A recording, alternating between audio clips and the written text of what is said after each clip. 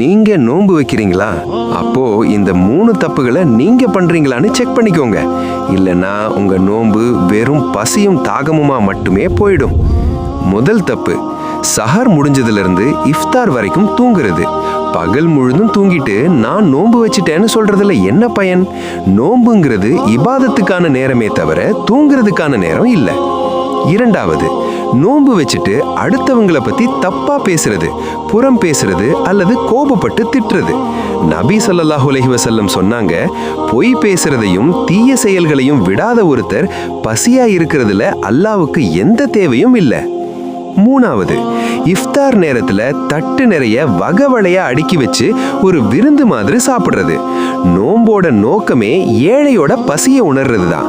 ஆனா நாம இஃப்தார்ல பண்ற ஆடம்பரம் அந்த நோக்கத்தையே அழிச்சிடுது. இந்த ரம்ஜான்ல இந்த தப்புகளை தவிர்த்து உண்மையான நோன்பாளியா மாற முயற்சிப்போம். இந்த தகவல் உங்களுக்கு தேவைன்னு நினைச்சா ஒரு லைக் போடுங்க. உங்க நண்பர்களுக்கும் ஷேர் பண்ணுங்க. மறக்காம வாய்ஸ் ஆஃப் ஈமானுக்கு சப்ஸ்கிரைப் பண்ணுங்க.